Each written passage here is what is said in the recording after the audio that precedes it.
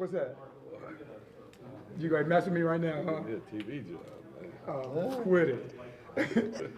Here we had Coach Alvin Gentry.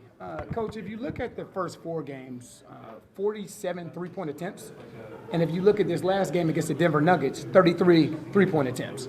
So was that something that you guys talked about as far as shot selection, or was that just what the flow of the game offered as far as three-point attempts and shot selection was concerned? I think it's kind of the flow of the game, really. If you go back and look in the Denver game, we also had really high numbers in transition offensive baskets. I think we had 20 fast break points the first half. So we were getting the ball to the basket. So we don't mind shooting the three-pointers. We also want them to be good ones. We don't want them to be challenged threes. We would rather those three-point shots come off dribble penetration, pitching out for shots, and rather than have them be challenged threes. Coach, you saw a little adjustment defensively from you guys. You backed off a little bit. You were less aggressive. You talked about. Did the matchup constitute that, or are you going to continue to play that way moving forward? I think we'll probably end up playing that way more so.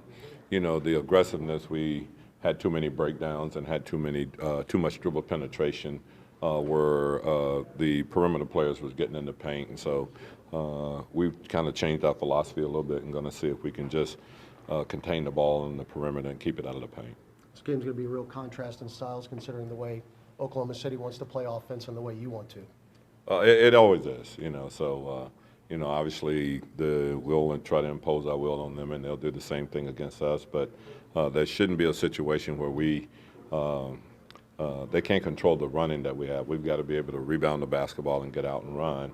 But we'd have to do that on rebounds and not taking the ball out of the basket, because if you're going to try to run taking the ball out of the basket, obviously it gives them an opportunity to set their defense. Alvin, where is Ingram better than you thought maybe he would be?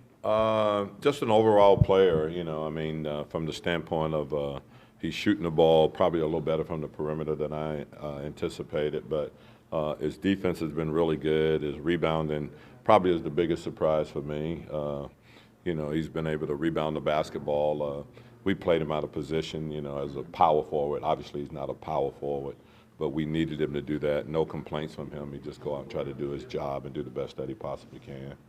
Alvin, how's the Thunder been able to, from what you've seen on film, maintain their defensive integrity after trading Russell Westbrook? Well, they got a good player in CP. CP's always been a really good defensive player, so there's no surprise there. I think Schroeder has made a huge leap defensively in what he's doing, and obviously you got Adams back there that's anchoring the defense, but you added a guy that's a really, really smart basketball player and a big time competitor, as big a competitor as I've ever been around or I've ever coached. So and then the other guys have gotten better. Ferguson and those guys are very athletic guys and have the ability to move their feet. So I think they've done a really, really good job of keeping up the pressure defensively, and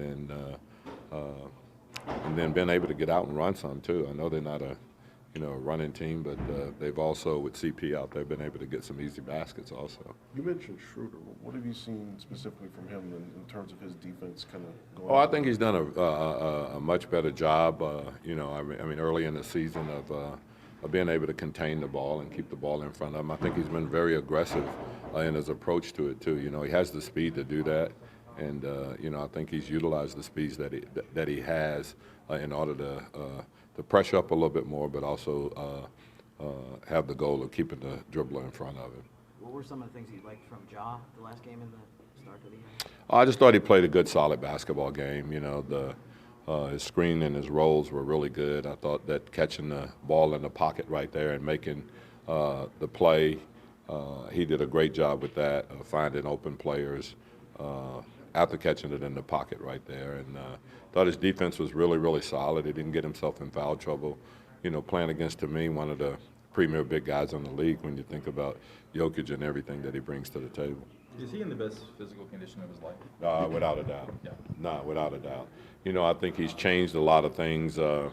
He changes his eating habits and what he's doing. And, he visited a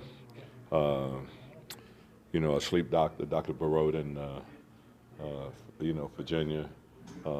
And he thinks that that's been something that has really helped him a lot from the standpoint of getting quality sleep, and Demi Barot's he's done a great job. I even gone there and done that, and to me it makes a big difference in the approach of rest and the sleep that you get and everything, and I think that's helped him also. Is Derek out? He's out, yes, he's out. What did you think about Jackson as far as getting another chance to play the other night? Well, like I said, he's a work in progress. He's a 19-year-old kid whose body's going to change drastically over the next 2 or 3 years, and he's really working at that. But he comes out, he plays with energy. Got himself in foul trouble the other night, but that's going to be expected for a while, and he's just got to continue to play and be aggressive. Thank you. Thanks, Coach.